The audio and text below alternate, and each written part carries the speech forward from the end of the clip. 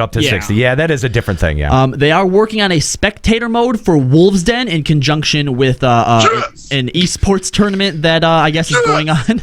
Yes. I don't know if I would ever spectator watch, but a tournament is cool. Oh man! Isn't 3.2 or 3.25 going to be the first part of the tournament for Wolves Den? On February 14th, 2016, there's going to be a Wolves Den tournament organized by Esports Max, which will likely be around the timing for 3.2. There were some concerns that the specifications might change for balance because of the implementation of Wolves Den 2 in patch 3.2. But it's actually going to be an esports game in Japan? Yes, it's actually, yes. Esports. They're pushing esports. It's serious. Yeah. Esports. But I mean, like, for Wolves Den. Yes. For real, Yes. yeah. That's crazy. And it's not going to be for Wolves Den 2.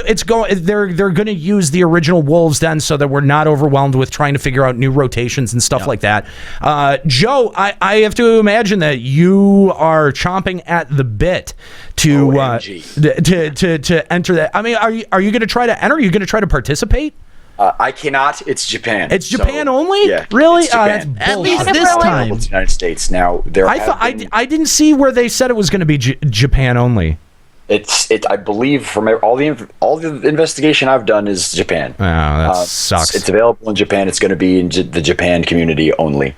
But that doesn't rule out that it could come to the United States. I number one, I just think that this is awesome. I've been talking about this. I've said it several times on the show. One of the main places where this game falls short in an MMO community, if you look at it from a world perspective, is the PvP of the game. Not only are they dropping the biggest PvP patch in the history of Final Fantasy XIV, but they're taking it to the next level from a developer standpoint, understanding that it has the potential to be involved in an esports community, and then they're also tying in and teasing an esports community that Final Fantasy PvP is here, and it's an existing thing. So hopefully this will get a lot of coverage. This will be an exciting thing, and it'll get some attention that it deserves. And that they are doing, like, what is it, data center-wide tournaments every, like, 0.5 patch or something is going to be, like, a new season or something like that? Yeah, not so much a tournament, but yes, a season like where they're going to have ranks. Ratings. Yes. Right, and, like, every 0.5 the rankings will reset and you'll get exclusive shit, which is cool. Yep. So I think that's definitely a step in the right direction. Oh, it's huge. It's going to keep people going, because, I mean, if you get Absolutely. to top rank and then you stop and then someone surpasses you, you're not going to stop. You're going to keep going. It's the whole point of PvP is the competition and the it's the prestige. It's saying, hey, absolutely, yeah. I'm finally going to get recognition for the prestige, and that's what's awesome, and that's what I've you have it on the lodestone right now. A lot of people don't even know that the lodestone exists for amount of wins per week, for percentage of wins per week, and percentage or amount of matches played. But that doesn't really say a lot to a player's actual skill or an actual involvement. Right. Like it's just such an awesome thing, man. I get so hyped up. I'm ready to talk about a lot of this stuff when we get down to it as well. And what I think is cool here is the spectate mode that they want to add to Wolves Den. I think that this adds just to kind of like have a little bit of a meta conversation. This opens up an opportunity for us to be able to LBR sponsored PvP. You know what? I think we should do a sponsored tournament. Hell yeah. Where the winner wins something from us, from LBR. Runners up will also win something, and then all of the matches are live streamed on LBR, and we call all of them. That would be pretty sweet. I think that would be fun. That would be fun as hell. Joe for color commentary. I mean, we would need that spectator mode put into the game for players, though. Yes, which is something they plan on doing. Yes, right. Right now they said it's only available for the esports match, but it is not currently yet available. But they actually go on because what they're doing for the esports match is actually different from what they want to do.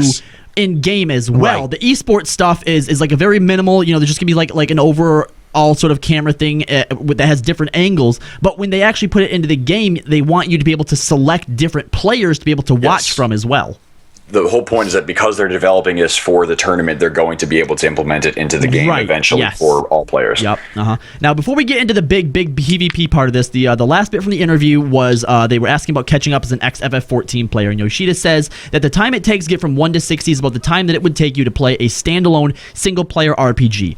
Around 18 hours to do a Realm Reborn up to level 50, 10 hours to go from patch 2.1 to 2.55s, and the crest rewards get you item level 115 to make you Ishgard ready, 20 to 30 hours for the Ishgard story and caught up to where we are at the latest story, and then 10 hours to obtain equipment that allows you to enter at the highest level content. Which means at this point, buying FF14 just as a single player game, spending just as much as you were on a single player game, and then if you Absolutely. Yeah, you still want get, like, to 60 continue hours to of play. yeah, exactly. And I think that that's fair. I think that that's a fair investment to ask your players. Back in the 11 days, I would say that those, that was a way longer grind. It was a way bigger ask from Square Enix. And there wasn't as much initial return, just right out the gate from it. Yeah, So, absolutely. Absolutely. Yep. So, I agree that, FF14 is a solid investment. If you're just looking for a game to play for 60 hours and then put back down, shit, you can go through all of FF14 and experience the majority of the narrative without having to really, really invest yourself in all of the endgame stuff that comes later. So I think that was a really cool thing that they stated in the interview. Just to say this and say it, it's cool to quantify it like that when you do want to compare it to another video game, but for what that really does right there, it really sells short the overall experience of what Final Fantasy XIV is in everything else. Like, if you really want to go blast that and do that and enjoy it for that amount of time, yeah, you can, but there's so much more shit you can do in Final Fantasy XIV. Oh yeah, absolutely. That's just before you get introduced to where people are right now. Right. I was just saying in terms of if you're looking for a console experience or you're looking for a essential Final Fantasy experience, but you don't necessarily want to sink yourself into an MMO. You can still get that. This is what you should expect. However long it takes you to beat a 60-hour game, that's about how long it's going to take you to get up to speed with this. And that's a really cool statistic to tell, or a a value to give people, to say, hey guys, it's not overwhelming. You can get involved. You could get up to max level by the time 3.2 comes out. So. Yep. So this is what they say. They talk very briefly a little bit about PvP here in the interview, and then we're going to get into an email that we received long ago. And in the email, you'll actually get a sense of how long ago we got this before we move into the main discussion topic today. So they were talking about the possibility of a PvP server, which Yoshida says he is open to. Maybe just making one to see how it goes. And basically, once you join a grand company, you would then be able to be targeted in the real world by other grand companies and killed. Oh, I love it.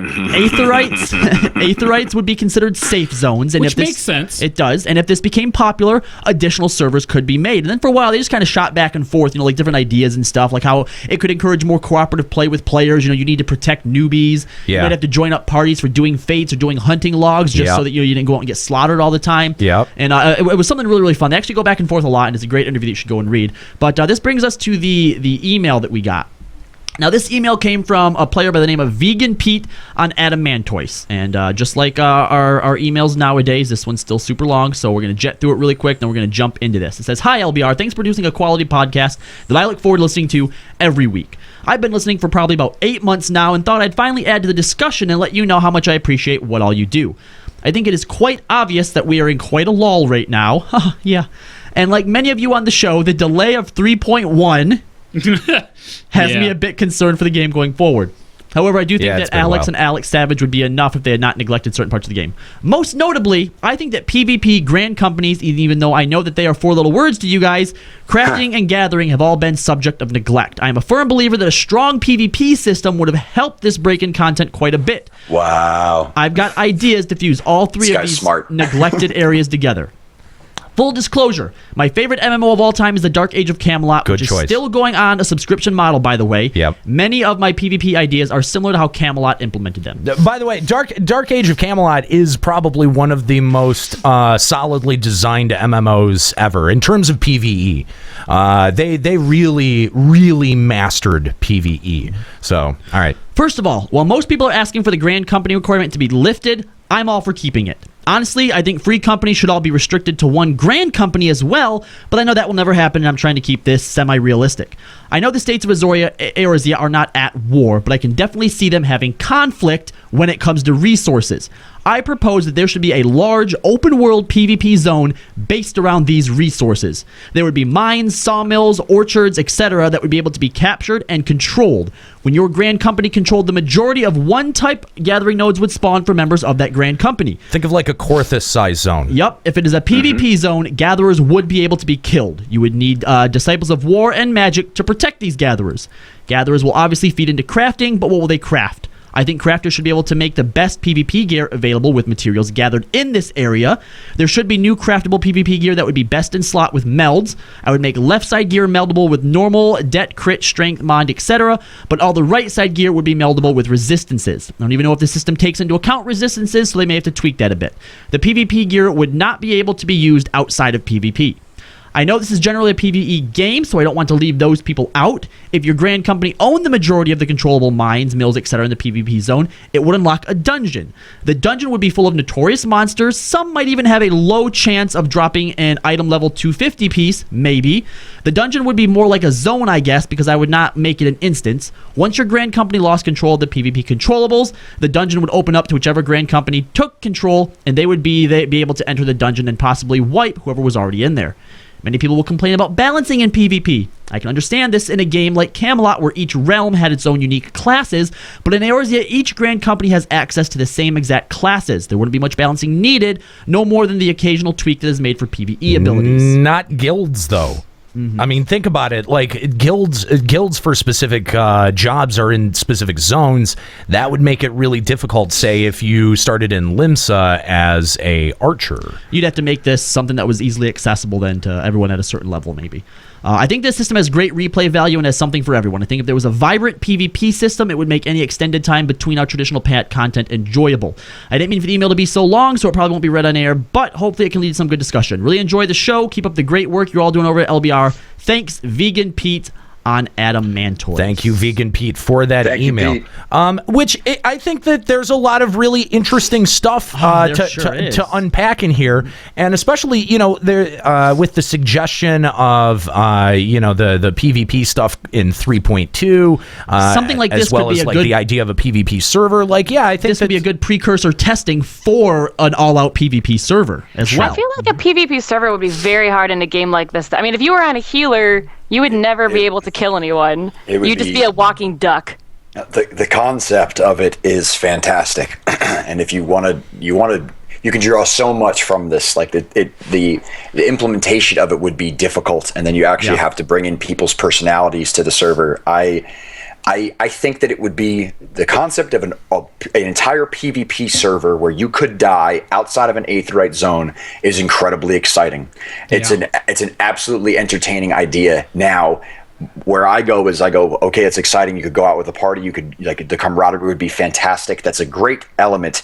Now, what happens when you've got one FC who wants to camp outside of Alexander and kill everyone who's trying to queue for it? What happens when that happens? You better get your free company to come and counterfight them. Yeah, the first thing that people think when stuff like that happens is, griefing. oh, you're griefing me. I just want to play the game, blah, blah, blah, blah, blah. But in that case, you shouldn't be on this server. Yeah, guess what? You're on a PvP server. Right, and Jux deal with it. Jux is 100% right. At that point, you don't just cry griefing. You go round up a bunch of your friends, and now you have a huge-ass fucking death match. And sure, maybe you guys were going to do Alexander for the night, and that's kind of been wiped off to the side. But you probably still had fun handing those guys their asses back to them. And really, what the fuck are you doing going to be PvE rating when you're on a PvP server? Come on. Old gear. I mean, you're still gonna. Am I not gonna do rating on if I'm still on a PvP server? Like, am I just gonna do PvP all the time, or can I not progress through the content that I want to? I think that the overall excitement and entertainment value produced from that one server could be more exciting than almost anything that I've ever broadcast in terms of PvP. Yeah, it is. It brings a lot of predictability to it. Oh my gosh. Unpredictability. Unpredictability. I definitely like the idea. I just feel like it'd be very difficult in a game that's like this. This is Yoshi P actually. Go ahead, Joe. The toughest part is that like the people have said in chat, is that the PvP fan base of Final Fantasy XIV is a very, very small minority. We are a very small but dedicated and serious community. And with the changes that they've been proposing, though, it's going to grow. Yes. So hopefully with everything else that's happening, more and more people will get excited. More people will try it and experience something new along those lines. Did you have Oops, sorry, Joe. You're good. I want to address something real quick. I really disagree with the people like that stayed in this community. If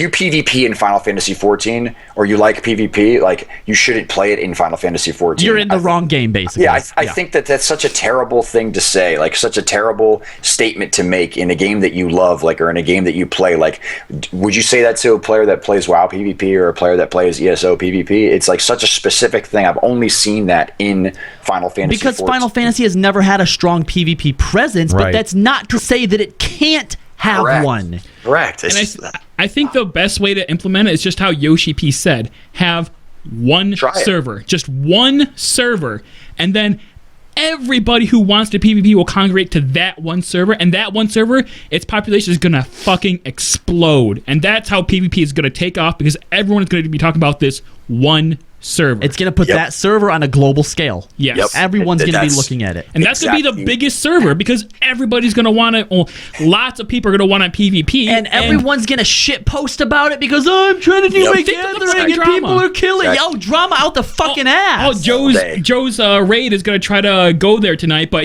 he was camped by Nero's free company.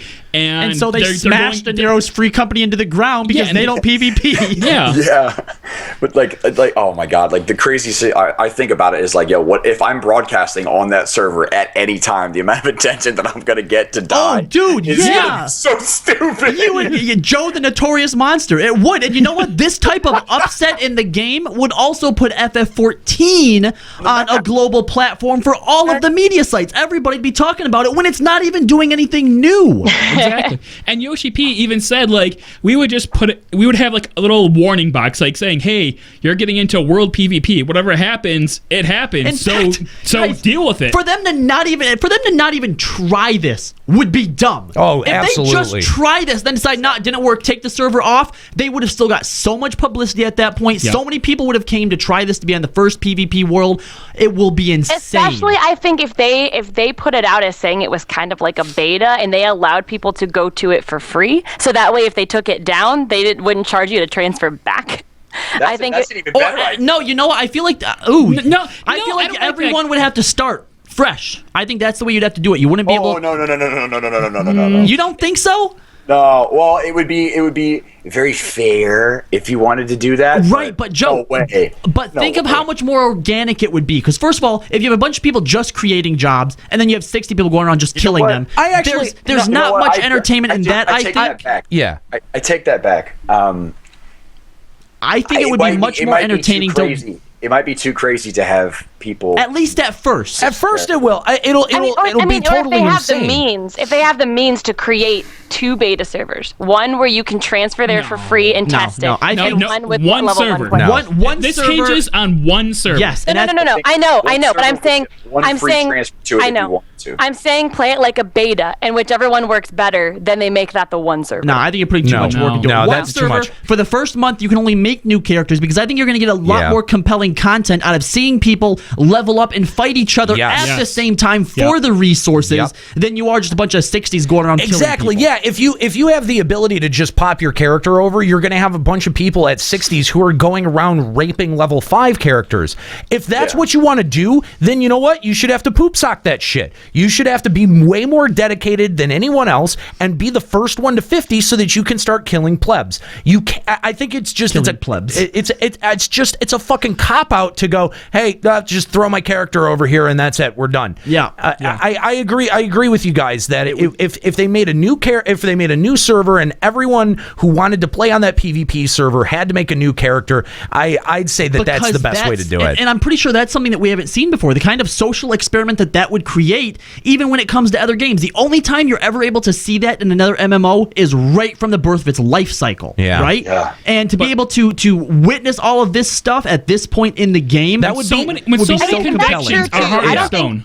I don't think I would transfer to it, but I would definitely make a new character and play around on it. Absolutely. Yeah. And Absolutely. everybody would be thinking the same thing too, and not a lot of them would probably stay. And but that's well, fine. no. And that's the thing, though, is that now you have just like World of Warcraft, where you have multiple characters. Now in Final Fantasy 14, you have a reason to keep multiple characters. So here's your one character that you've got. All the jobs are maxed out to 60, and you've got your raid gear, you've got your relic, whatever. You're done here, and now you're able to divert way more time and energy into the PvP character. And I think PvP it would also aspect, be yeah. kind of a sense of world first and pride if you're able to get some of the raids as the first people to clear a certain raid on a PvP server because you've gotten that high level, gotten the gear faster than everyone else while you're killing each other. See this? I'm just saying, my squad. If this ever happens, like when it happens, I'm not gonna sleep. I am not. I'm gonna have an army. I swear. Joe. Like there will be.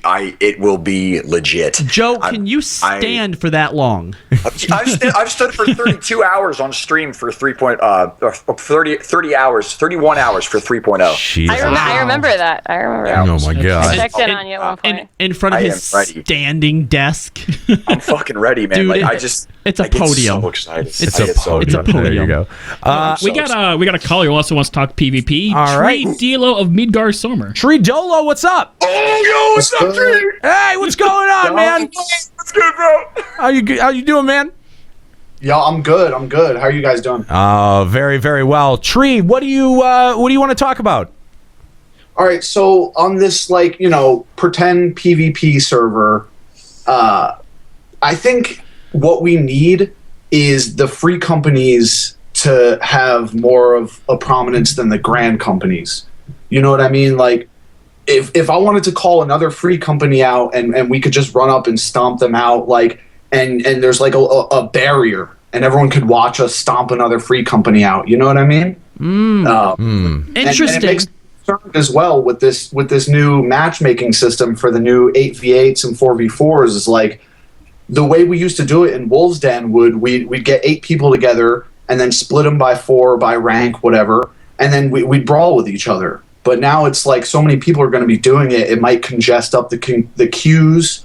So we might not be able to, scrap with the free companies that we want to scrap with. You know what I mean? That's a great point to bring up. At this point, if they were to introduce something like this, you would have you would be able to obviously do grand company versus grand company type stuff. You can still do the smaller stuff like the Rogues Den, but there's no platform for grand companies for free companies who are a mix of the different grand companies to go up against each other. But I feel like if you're going to do this in like this PvP zone or this PvP world, I feel like you have to make a choice between either grand companies or free companies. I think grand companies, because then you have random people who will help you, but True, but that's the easier choice. But I also think this is still a great point. I think the idea of being able to call out certain grand companies, is absolutely something that should be addressed. And I think for that, what they maybe need is some type of separate instanced zone where you can meet up. So, for example, a way to queue up specifically for Seal Rock with a full alliance or with a full group, so that you're meeting in there to do it. Correct. Well, there's multiple to address all of the points. Like, number one, more PvP queues are better than less PvP queues. So I don't think I'll ever see the day when like congestion in PvP queues is a bad thing. The specifics of being able to queue up against the people that we want when it comes to 4v4 will always have the 4 different language selections. I can queue in Japanese, I can queue in Dutch against somebody else who's queuing in Dutch at the time. I'll always be able to find that 4v4 matchup.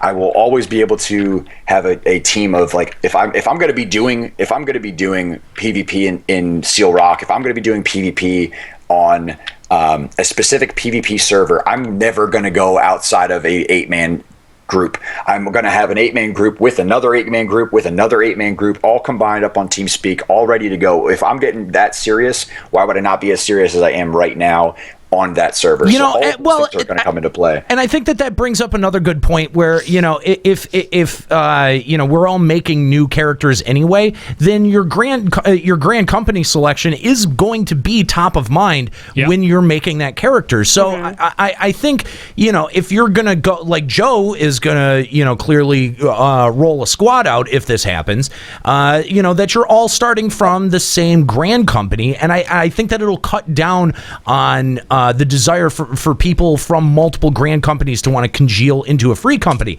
So I agree with you that, like, free companies will change. I think on a PvP server, free companies will serve a massively different role than they do on the PvE servers. But do we need to account for free company play? I don't think so, because even on the PvE servers right now, in the 2 years that we've had service, there is no consideration for content that you can do as a free company except for Diadem. That's it. It's the only one. But now when we get into what the possibilities exist in a world that is 100% full and open PvP, we're going to see more specific things like the mob battles or like gang battles in areas like Cyrodiil in ESO. When I play ESO, like if I wanted to call out, like I'm in a group called Skooma Syndicate, and they're pretty well known in ESO. I'm a very small member of a much larger community. But if Skooma wanted to say, I want a 20v20, you guys in Cyrodiil, they will pick a point on the map which is far away from any other place, and then we can go in and just bang and just go do our thing 20v20 in a small place away from away from distraction and away from everything else. Joe, we're still talking about PvP, right? You can talk. You can take it any way you want, Cal. Oh, okay, all right. But when, like, to speak directly to Dolo, like, all the most exciting and the thing that gets me so charged up about this world is that even if you do select a free company, or you do select a grand company, and you say, like, all Immortal Flames are going to be friends, that's not going to be the definitive truth. Your name and the actions that you make on that server are going to define how people view you on that server. So if you join up with Flames and then don't carry your role or, like, betray somebody, there will be a story and there will be a dialogue about, hey, this guy's word means something. This guy has integrity. He has honor. He has values. I want him on my squad. Not only is he a good player, but he has value. He's of good moral character. Right. That's the best part about this, is where there will be stories that will be created. There will be history. There will be lore. Legends will be born. Yes. And that's just it. It's not like, oh, so-and-so from Gilgamesh did a really cool thing. It's this guy on the PvP server. We all know this guy on PvP server because we're all on PvP server. Yeah. Sir Joe Never of the Never Fails is the only Dragoon to have never elusive jumped off of the Titan platform. Well, that's not a fact. No. Joe, I feel like what you're describing is very similar to the way that corporations work in EVE. Yeah. There are infamous corporations, and there are infamous incidents of other corporations being fucked over in EVE that go down in history. Yeah. And I think that there is the same ability to weave that kind of player-made narrative in a PvP server setting. And so I absolutely love that idea that, like, look, you can only really plan for so much, and then it's really on the players at that point. But I do think it would be interesting, like, say for example, if you did want to have free company content, tie that into housing. That you've got a free company or you've got a house with your free company. Now you have to defend that, or somebody can come in and take it over, or take something from you, like maybe not the plot of land. That would probably be a little bit extreme. I'd like that. Don't get me wrong. I'd like that. That would be fun. But, like, something like the Astral Candescence, where they would steal it, and you would have to. Then your free company would be tasked to steal it back. If you want free company buffs, then you have to have this Astral Candescence in your fucking free company house. Bringing that up, there's another aspect of what this PvP zone could look like that FF11 did as well. Do you remember outposts, controlling the outposts, right? I do. They give you access to certain teleports, right? And certain there were certain battlefields too that sure. So that's another type of thing that you could put in here. Like, there is so many things that you could pack into a world PvP zone, right? Like Cyrodiil and ESO, or Wintergrasp in World of Warcraft. Putting dungeons in there, putting buffs that affect you worldwide. Like, there would be a reason for everybody to want to go to this place and defend it. I think that was something. I think this is a much more realistic idea, also. then I mean, I'd like a worldwide PvP server would be awesome, but I feel like that would take a lot of balance and a lot of thought. Whereas I think a zone that's just always PvP on every server, I think would be something that would be easier to implement and more. I don't know. I don't think so. I still think that the amount of excitement and the attention it would garner for it being unbalanced, and then having the people that are like pioneering that to find the places that need to be changed and to like basically do the beta testing, like you said, like that would be such an exciting time to just I agree. participate in it unbalanced, and then to say, hey, like this was changed, we did it before, just like Wolves Den, like this for the people that were able to play Wolves Den before they nerfed all the stuff, before they took like Cleric Stance away in on the front lines, for the people that played it in its original content, like it was well different from how it is today.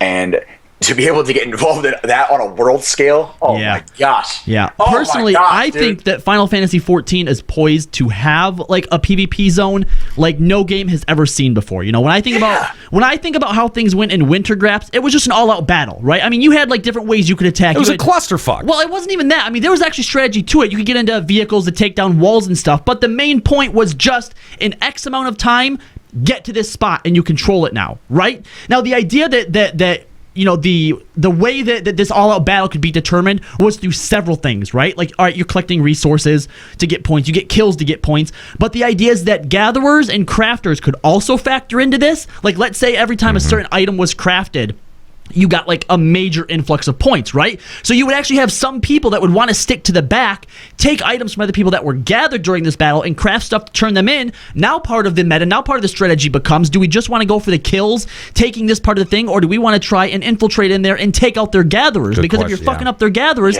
now you have to start diverting your actual disciples of war and disciples of magic to helping to protect them, so you can't just necessarily do an all-out battle. And I just think that the overall scale and scope of this is unlike anything that I've ever witnessed in PvP before. Master Q Fox in the chat. PvP balance will ruin PvE development. Not if it's happening on a segregated server. Well, It depends. If it's its own server, but then I think they would need a team that was dedicated to that server. I think you're right. I think it would take because balance would be different, and you need people who would need to focus on balance for the PvE content. I think you're right. Yeah, and in a full scale rating, and then because I feel like if there was if the people who currently focus on balance completely divert their attention to rescaling a whole server, you'd really lose out on the PvE content. There are two methods of thought when it comes to balancing for a game that has both PvE and PvP, and World of Warcraft has addressed this several times. I don't know what they do now, but before, what they did is they didn't want to have to basically readjust every single ability, because that would be a tremendous amount of work, right? Yeah. So they tried to make it so that an ability was both balanced in PvE and PvP. Okay. Now, the other line of thought is making it so that every single move operated differently in PvP and then in PvE. Right. That way, once it's scaled properly in PvE, you don't have to fucking touch it. Now, if it's like, all right, Dark Side is way too overpowered in PvP. We need to scale it back. Well, now that's fucked up, player versus environment stuff, right? Yeah. So giving them two different abilities helps. That's sort of what they already do. I mean, you've got your PvP specific abilities, but then there are other abilities that you have that Exactly. they function differently or function at different potencies when you get into PvP. So Yes. I think that you're right. They already kind of do that. They already kind of do that, and that they're poised to put something in this game that really wouldn't break the PvE element, because they're not even really adjusting the PvE element. The only difficulty that would come from that is they would obviously need more resources or a bigger team to focus specifically on those PvP stuff, so that they're not taking resources potentially away from the PvE side. And I honestly, I take it back what I said before. Like, I probably wouldn't raid on a PvP server. I would have another character that was my my PvE player on Balmung, and I'd have my PvP. When would I want to have time to do PvE stuff? Like, I'd be too worried about protecting my noobs, protecting my crafters, going out building my army. That's generating strategy. Like, when would I have fucking time? That's so awesome. Dolo, that's a great point. Wasn't that Joe? Yeah, that was Joe. No, I thought that was Dolo. That was totally No, that was Joe. But sorry. Stems? No, it's cool. We sound the same. We're both from New York. But yeah, New York represent, bro. Let's just have a bunch of crosstalk. Let's just everyone talk at once. Everyone. But what I'm saying is, where my point stems from is that on our server, there's a lot of PvE like competition, and it's like, okay, these guys cleared A4 like a month before us. These guys cleared this, and then it just becomes like a gaggle fuck of like stupid PvE competition that like who cares? You know, you're fighting a computer monster. Like, I just want to smack you down because I don't like you. The only problem that I think that you would run into on a PvP server, because Nero is right, on a PvP server, you are just going to naturally create free companies with people who are in your grand company. Right. So the only problem that you would run into is if there's someone that's in your grand company causing beef and you want to take them on, there would be no way to do that because you're part of the same grand company. You would obviously still be able to do that in specific Rogue's Den instances, but you're only getting Wolves Den instances, but you're only getting it up to a 4v4 or 8v8 match. You can do it open world, bro. You can do it. You can do it in the street. That's true. Yeah. If this guy's causing you a problem, he gets a beat down. Like that's all there is. You let him be known. This guy's causing beef. He's done. Like not only would you have to protect yourself, but you'd have to be civil with people. Yeah. And that's where honor comes into play. That's where being a real human being comes into play. You should also have the option to duel someone in your grand company. Yes. Obviously, you'll have the option to duel one-on-one. Yeah. Call him out. Meet me in Kurthus, dog. Absolutely. No, Absolutely. In front of Harshafon's grave. Anywhere. Oh my god. It'd be so hype. Dolo, thanks for the call, man. We really appreciate it, and hope that you'll call back again to Limit Break Radio.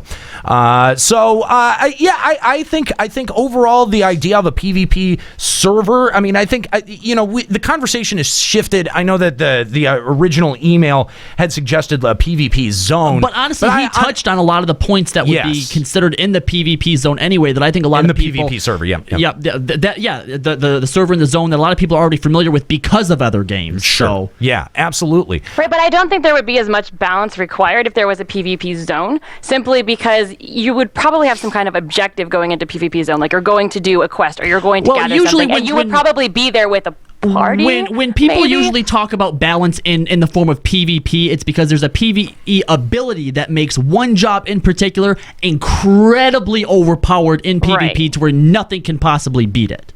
Right, where I think that if there was a PvP zone and you were going in to like try to get to a dungeon or try to take claim of something or try to get to a specific area to complete a quest, you probably wouldn't be going in there alone anyway. Yeah, on massive scales. So I think that there would be a way that it wouldn't require as much balance because you would have people to back you up. I think you do in regular. You know what I think it would take? I think it would take you would have to do the server first to establish the wider rules, the open PvP rules, and then maybe somewhere down the line a PvP zone is something that you could introduce to worlds at on a wider basis. But I mean it's not something that can happen all at the same time. I think if you started with a server, even though that's on a larger scale, it actually gives you the chance to implement it into the community without fucking over those worlds that are already PvE and heavily established in PvE, and those characters that have already gotten the benefits of the gear and doing the PvE. I think that you could. There's a lot of lessons that you can learn from doing it as a server first, and making sure that all of those changes and adjustments are segregated from your PvE world. That way, when you introduce it in a smaller capacity into the PvE world, it's not going to totally fuck over everything regarding PvE. So, I agree. I do think that they're in a really interesting point right now where they could make this a reality. Mm-hmm. I think that the overall benefits and gains from having a specific place or an entire server could be involved in PvP would no doubt roll over into how PvP is played on every other server everywhere else. Like absolutely. All of the fine tuning that they're obviously not doing, and all of the scaling and balancing, whatever you want to do, could be done by the people that want to do it on a PvP server. Well, I think your point is that the meta conversation around PvP isn't big enough to be able to provide them with a sample size big enough for them to take good feedback. Yeah, no, I totally agree with you. I totally agree with you, Joe. It's the same way if you draw it from PvE. They're not even doing the content that they're making in PvE. Well, how do we expect them to be doing the content that they're creating in PvP? Yeah. You know what I mean? Like that's where I draw it from. I mean, that's why some people asking in the chat what happens with different things like NPC trainers and whatnot. Well, that's not a big deal. We're not talking about being at war with the other grand companies like what the Horde and the Alliance is. There's conflicts with them. So when you're outside of the cities or outside of Aethernets, you're targetable. You'd still be able to go to Limsa. You'd still be able to go to Gridania and talk to those NPCs and interact with them because obviously the stories take you there. Right. Yeah. There would have to be some kind of consideration for that. All right.